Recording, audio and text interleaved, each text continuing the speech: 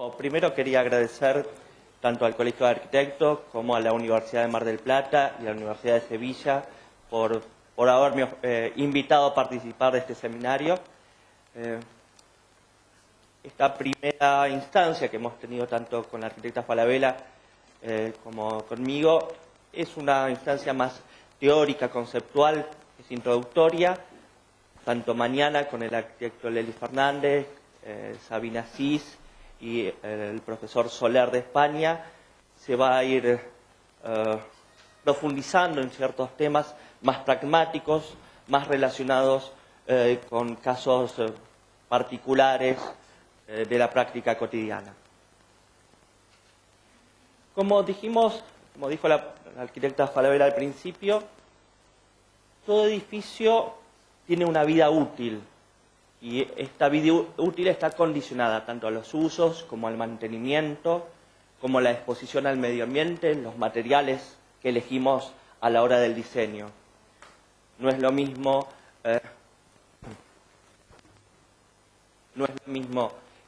este conjunto de edificios puestos en Jujuy, como en la Patagonia, como en la ciudad de Córdoba o Mar del Plata. En términos de conservación, las diferencias son abismales. Usualmente, siempre se nos dice en la facultad que uno tiene que diseñar para el lugar donde vamos a construirnos estos edificios. Y muchas veces esto ocurre, pero muchas veces no. Esto desarrolla o favorece el desarrollo de ciertos procesos patológicos. Mar del Plata tiene un ambiente excesivamente agresivo para lo que es tanto los materiales de construcción como para nuestros edificios. Nosotros tenemos un frente costero totalmente expuesto. No es que tenemos dunas que puedan proteger a la construcción o ser un entorno como la ciudad de Córdoba, donde es un valle, donde está protegida. Acá nuestro frente costero está totalmente expuesto. Esto hay que sumarle los altos índices de humedad que presenta un ambiente marino, los elevados índices de salinidad y en nuestro caso particular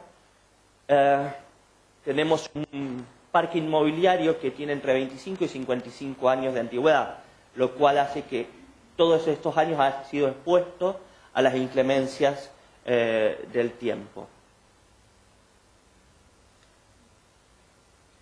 Pero en la misma Mar del Plata existen diferentes grados de exposición. Los edificios altos que están sobre el frente costero van a ser mucho más afectados que los típicos chalets marplatenses en la parte más alejada de la costa. Por ejemplo, este sector no va a ser lo mismo que este sector en términos de patologías, en términos de lesiones. Esto es importante tenerlo en cuenta a la hora de hacer un relevamiento. A veces nos llaman porque hay que hacer un informe técnico o porque la casa que vive una familia tiene determinadas patologías. Este tipo de datos hay que tenerlos en cuenta. Saber que este frente va a estar condicionado por vientos más fuertes, vientos con alto contenido de partículas, principalmente la arena y todo lo que arrastra el viento. Nuestra zona en particular está también muy agredida por ciertos agentes atmosféricos que aceleran la degradación edilicia. El tema de la existencia de sudestadas, incluso algunas nevadas o bajas temperaturas, la diferencia de temperaturas, el tema de los fuertes vientos y las partículas de arena en suspensión, hacen que la degradación edilicia en nuestra zona sea mayor que en otros lugares de Argentina. Entonces, tenemos barrios cercanos al frente costero, entorno construido de muchos años y una ausencia de programas sistémicos de mantenimiento. Más allá de que usualmente los edificios que entran o son regidos por la normativa actual tienen que hacer este mantenimiento, lo cierto es que aquellas viviendas de baja altura, como no están comprendidas en estas obligaciones, no se le hace mantenimiento. Por lo tanto, nos encontramos que existe una necesidad imperiosa de acciones de reparación y mantenimiento. Esto hace que se favorezcan el desarrollo de estos procesos patológicos. Como dijo la arquitecta Falabella en su exposición, todo proceso patológico empieza por una causa y termina por una manifestación, que es lo que nosotros vemos. Estas causas, son relaciones complejas. ¿Qué pasa? ¿Por qué es importante entenderla que son complejas? Cuando nosotros vemos una fisura o una mancha de humedad, tenemos que actuar sobre la causa, pero para ello necesitamos seguir todo el camino desde la manifestación, que es lo que vemos, hacia la causa. Supongamos que nosotros tenemos un muro que encontramos una mancha de humedad. Podría ser humedad accidental, un caño que se rompió y que contiene líquido, cloacal, agua, lo que fuere. Si no fuese por esta pinchadura del caño, no tendríamos humedad. Pero también, si no tuviésemos agua en el caño, tampoco tendríamos humedad. Esta necesidad de entender cuál es el proceso que nos lleva a ver una mancha de humedad es muy importante para poder reparar en forma fehaciente el origen de la lesión. De nada nos sirve sanear la mancha de humedad, o sea, pintar, si después no estoy arreglando el caño que está perdido, que está perdiendo, o, por ejemplo, al haber una fisura por asentamiento, yo puedo pintar o enduir las fisuras, pero si el edificio se sigue moviendo y asentando, no me sirve de nada. Bien, pero ¿cómo hacemos cuando nos encargan por un informe o porque nos piden, bueno, evalúame esta casa cómo está? ¿Cómo debiéramos intervenir? ¿Cuál es la metodología que debiéramos hacer? Primero, tener la primera aproximación, una inspección visual. Tendríamos que obtener información del inmueble y algunos, en una primera instancia, ensayos que pueden ser, ¿cómo diríamos? No hace falta pedir a instituciones o a laboratorios que hagan estos ensayos. Los podemos llevar nosotros mismos. Esto nos permite una primera evaluación que nos da a responder: ¿es necesario intervenir en forma urgente? Si la respuesta es sí, tenemos primero que aplicar medidas de emergencia, un plan de acción y reparaciones de emergencia. En esta situación de emergencia lo que importa es el tiempo. Por esto necesitamos una primera evaluación, para saber si tenemos tiempo de desarrollar toda una inspección más detallada, ir en profundidad, o hay que resolver o hay que evacuar el edificio. Muchas veces pasa que nosotros vemos una serie de rajaduras, fisuras y grietas y necesitamos evaluar si esto hay que sacar la gente de urgencia o no. Tenemos tiempo para hacer un mes, para tomarnos un mes para hacer el informe, pedir los diferentes estudios a los laboratorios. Esto sería la segunda opción, cuando no se requiere una intervención urgente.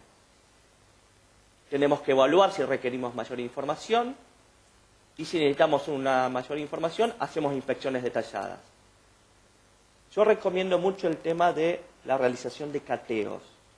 Es muy frecuente que nos pidan informes de mantenimiento, que, seamos realistas, por el costo que tienen en Mar del Plata, nosotros pedimos usualmente el mínimo de lo que nos permite el Colegio de Arquitectos. Esto muchas veces es un error, principalmente porque nosotros somos responsables del informe que estamos presentando. Y muchas veces, si lo hacemos solamente en forma visual, la inspección, va a haber una serie de defectos ocultos que solo van a aparecer si estamos haciendo cateos. Tengan en cuenta que en muchos de los informes nos estamos jugando cuestiones legales. Nosotros estamos poniendo firmas. La verdad que es importante. Una vez que tenemos una inspección más detallada, sistematizamos la información, evaluamos, diagnosticamos y recomendamos cuáles son las soluciones pertinentes para cada caso. Una vez tenido las recomendaciones, ahí sí podemos realizar la intervención. Los aspectos que debiéramos indagar generalmente cuando nos acercamos a un proceso patológico es, como decíamos recién, primero, ¿estas lesiones representan un riesgo para la seguridad? Y dos, ¿están estabilizadas o se encuentran activas? Para ello debemos hacer un seguimiento. Primero ver, supongamos, si se trata de una cuestión de manchas de humedad, cuál es la situación, si se encuentra en la mitad del muro, abajo, arriba, si toma toda una pared, si se mantiene la continuidad en los diferentes elementos constructivos. Los procesos patológicos que son generalizados, supongamos el tema de grietas y fisuras, nos dan a entender que es todo el edificio lo que está sufriendo. Por lo tanto, nos advierte que hay una situación que está comprometiendo a toda nuestra construcción. Que no es lo mismo que si tuviésemos una sola fisura en uno de los pisos que puede ser por un elemento puntual. También es importante ver si las lesiones se dan en un elemento estructural o de construcción, que esto tiene también que ver con la urgencia de actuar o no, si está estabilizado o no, y si se han producido otras lesiones relacionadas. Por ejemplo, cuando se produce un asentamiento diferenciado, no solo vamos a ver una serie de grietas o fisuras, sino también vamos a empezar a ver que las puertas no abren bien, que tocan, que rozan, vamos a ver ciertos desprendimientos, y estos son todos índices que nos dan como pequeñas pistas de cuál puede ser el problema. Como la idea es que sea un seminario introductorio y por una cuestión de tiempo, en una hora difícilmente puedo hacer un desarrollo particularizado de cada lesión, y aparte nuestros colegas mañana, el miércoles y el jueves van a profundizar en casos particulares, me pareció interesante apuntar a los procesos, a ciertos elementos que nos pueden facilitar el comprender el tema de los procesos patológicos. Por ejemplo, cuando nos enfrentamos a grietas y fisuras, nosotros tenemos que saber si están activas o inactivas. Lo podríamos hacer con testigos de yesos, que en mi opinión particular funcionan muy poco. La verdad, el testigo de yeso, primero, en el exterior es difícilmente usable porque es yeso. Tiene que estar muy bien hecho el testigo de yeso, y aún así puede que se fracture solo sin que esté mostrando un movimiento de nuestra grieta o fisura. Por lo tanto, el testigo de yeso es poco fiable, y una vez que se rompió el testigo ya no sabemos más si está evolucionando, si no, nos da muy poca información. Otro método para controlar las grietas y fisuras son las regletas métricas. Son dos partes de plástico transparente que se superponen. Una va a estar agarrada a la derecha, digamos, de la grieta, y la otra a la izquierda. El hecho de que esté gradada nos va a permitir ver si se mueve y hacer un seguimiento en el tiempo. El único inconveniente que tiene este sistema es muy difícil de conseguir acá en la Argentina, conseguir las regletas.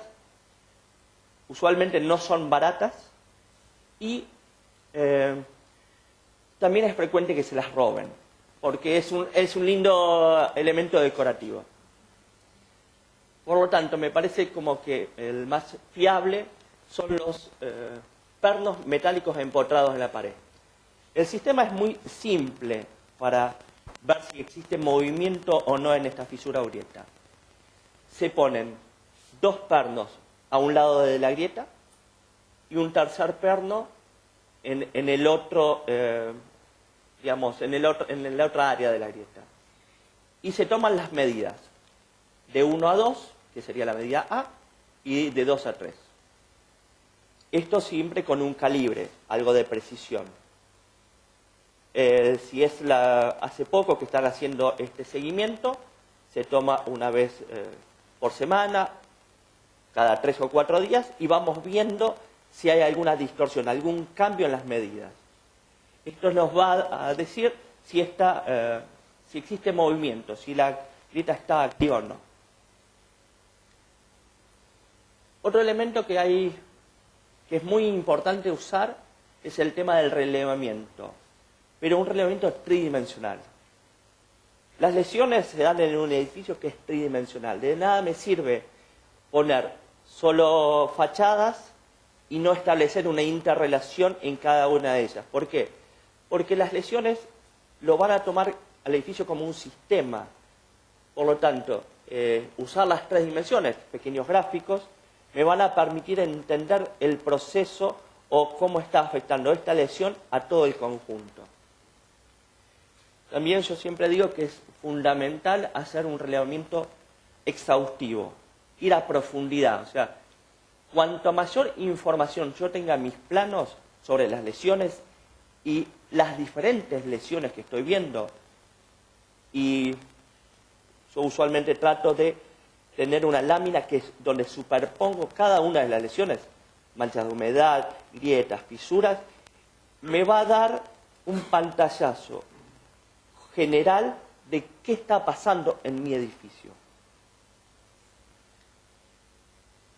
Recién hablábamos de medir las grietas. Bueno, ¿qué hago con esta información? En realidad está tablado que las fisuras en lo que serían los revoques finos, no mayores de menos de 1 milímetro, de una décima parte de milímetro, es despreciable. No hay ningún inconveniente. Si uno las pinta, seguramente van a desaparecer. Despreciables, muy ligeras, son aquellas que no tienen más de medio milímetro. Después tenemos ligeras cuando tienen más de 2 milímetros en interiores. Aquí ya empezamos a ver lo que decíamos recién. Las puertas y ventanas pueden cerrar mal y es muy probable que tengamos que, desde a partir de aquí, empezar a hacer reparaciones. Después tenemos grietas o fisuras apreciables cuando tienen menos de 6 milímetros. Severos cuando son no mayores de 15 milímetros. Y muy severos, más de 15 milímetros. Tanto severos como muy severos, en la mayor parte de los casos, casi indican que hay que evacuar. También es importante tener en cuenta que esto se da en un tiempo. Más adelante vamos a ver que una fisura que aumenta 1 milímetro en un año, en realidad es casi el acomodo natural que puede tener un edificio cuando me han construido un edificio al lado. Si vemos 2 milímetros en un mes, es para preocuparse. Otra situación que también es muy común en nuestra zona, más cuando tenemos edificios que nos están construyendo edificios linderos, es el tema de asientos diferenciados. El tema de medición de asientos diferenciados debe hacerse con niveles, si es posible con niveles láser que dan una precisión importante. Si ustedes se fijan en la planta que tenemos aquí a la derecha, existe una lógica a la hora de tomar estos niveles. Establecemos un punto cero, que puede ser en cualquier parte del edificio. Y después se van tomando las esquinas. Aquellas esquinas, obviamente, donde yo puedo establecer la regla y que el solado es parejo. Por eso siempre tratamos que sean en las esquinas. También es muy probable que tengamos que hacer alguna medición en las puertas. ¿Para qué? Para cuando pasemos el nivel al siguiente local tengamos un elemento de referencia. Bien, como ven en el cuadro, habla de si la distorsión es mayor de 1 en 500, se incumple el máximo permitido. En realidad esto es normativa española. Tal vez a nosotros no nos afecte tanto, pero sí es importante tener estos índices en cuenta para saber cuándo son daños que afectan a los elementos estructurales. ¿Cómo sería el cálculo? 1 dividido 500, por ejemplo, da 0,002. Eso es, digamos, es estándar. Entonces, cuando yo quiero saber si la deformación o el asiento de mi vivienda está dentro de estos parámetros, tomo, supongamos, el 9,3 de uno de los ángulos, que en este caso en particular estaba pegado a una columna. Tomo el 7,7 del otro ángulo de la habitación, los resto, eso me da una diferencia, y a esa diferencia la tengo que dividir por los metros, por la distancia que hay entre un punto y el otro. Sacado esta cuenta, vamos a ver si está entre el 0020, el 0033 o el 0067.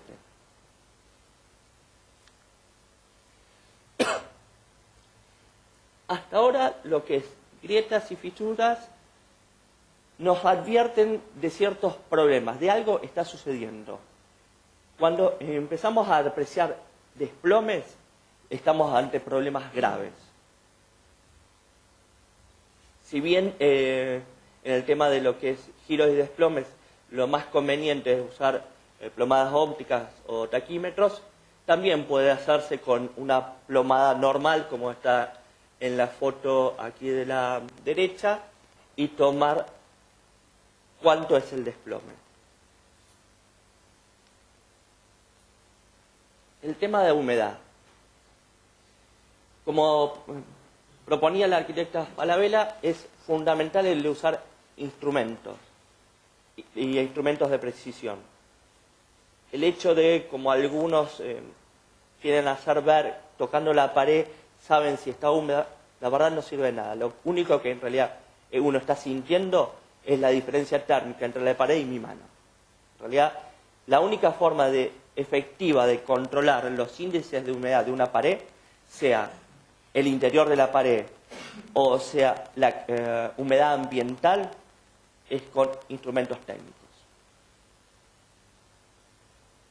Cuando tenemos humedades, más allá de los registros que podemos tomar con los instrumentos técnicos, hay que tener muy en cuenta cuál es la situación y la forma de la mancha, y a partir de los planos, si es posible de obra y lo más preciso posible, ver qué pasa en ese paramento que está teniendo humedad. No es lo mismo un paramento que puede tener un caño de agua, que un caño de cloaca, que no tener ningún tipo de cañería. Pero, por ejemplo, si miran la imagen del medio, puede ser que en el lindero haya una interrupción del revoque que nos está haciendo entrar agua. Por eso es importante hacer un relevamiento fotográfico y a partir de la documentación técnica ir viendo cuáles son las posibles alternativas. ¿Por qué se está produciendo? ¿Cuál es el origen de esta lesión?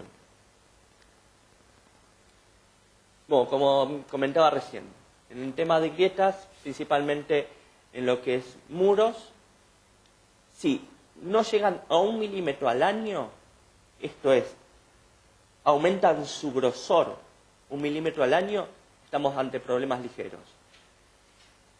Si llegan a 1 milímetro al mes, son notables, y 2 milímetros al mes ya es grave. Aquí hay que preocuparse. Lo mismo ocurre con los asientos. Si tenemos un asentamiento 1 milímetro al año, no es ningún inconveniente, es algo normal, se podría considerar. Si tenemos asentamientos 1 milímetro al mes, es un riesgo notable.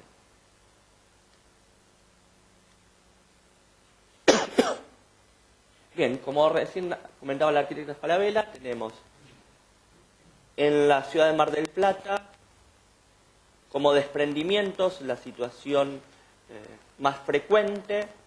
Luego tenemos corrosión, que muchas veces tiene una íntima relación con lo que es oxidación, organismos y fisuras. Los desprendimientos se pueden dar tanto en revestimientos continuos como discontinuos, tanto en aquellos que están adheridos como mecánicamente anclados, como en ciertos puntos singulares. La idea es, principalmente, tener particularmente atención prestarle a estas situaciones de puntos singulares, que es donde se produce la mayor cantidad de lesiones, porque son los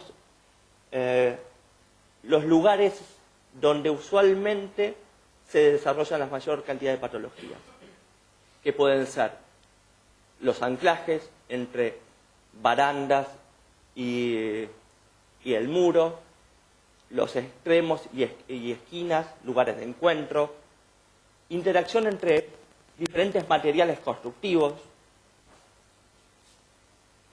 los pretiles, es muy frecuente encontrar grietas, fisuras, filtraciones,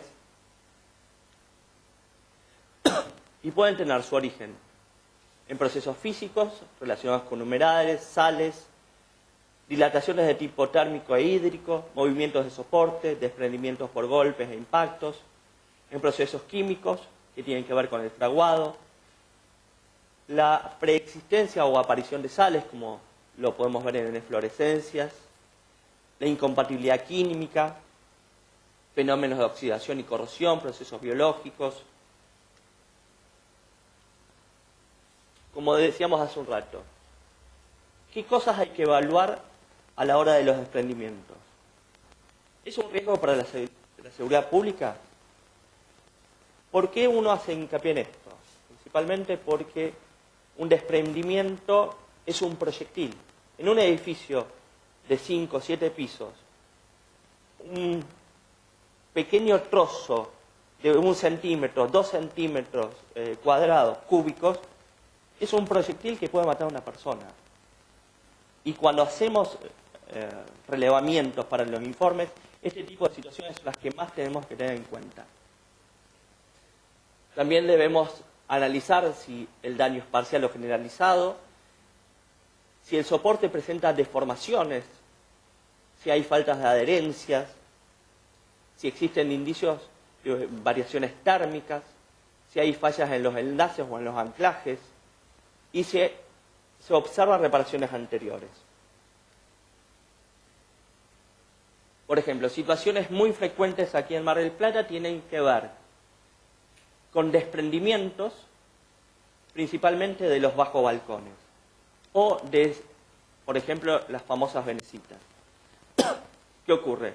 En muchos casos, los balcones, por el tiempo, por la obsolescencia de los materiales o por el tiempo que tienen de uso, van filtrando. Este filtrado de agua va produciendo una separación con los diferentes elementos de soporte de las piezas. Y las piezas se van desprendiendo. Lo mismo ocurre con piezas más grandes, donde podemos tener también corrosión, lo que hace que estalle el elemento de soporte. Por lo tanto, nuestra pieza ya no tiene un soporte en que agarrarse.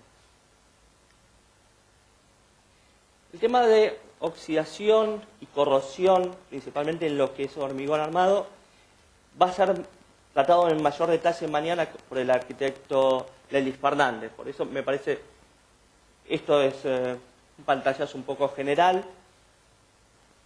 donde sí es importante tener en cuenta que la estabilidad de los metales está dada por la interacción con el ambiente. Si no hay interacción con el ambiente, el metal queda estable. Pero si tenemos algún punto de ruptura, empieza a producirse la corrosión, primero la oxidación y luego la corrosión. Por eso es tan importante el tema del mantenimiento de barandas de balcones y todo lo que tenga que ver con la parte metálica, principalmente en entornos marinos donde tanto la salinidad como la humedad del ambiente aceleran estos procesos de corrosión. Bien, aquí tenemos algunos elementos por qué puede presentarse el tema del óxido, y esto va a estar mejor desarrollado mañana en lo que son daños de elementos de hormigón armado.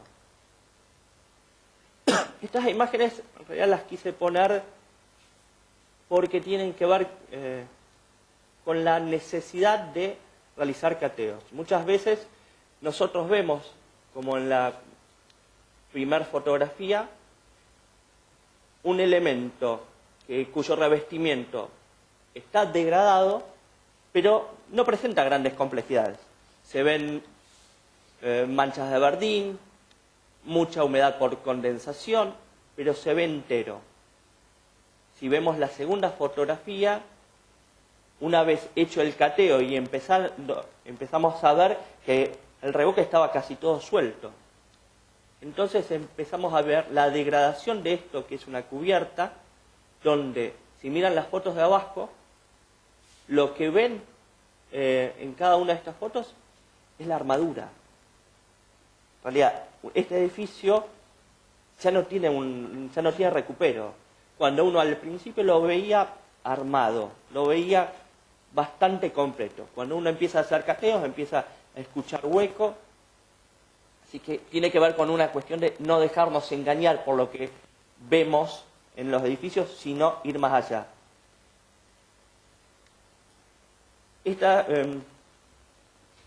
Esto es la Casa del Puente.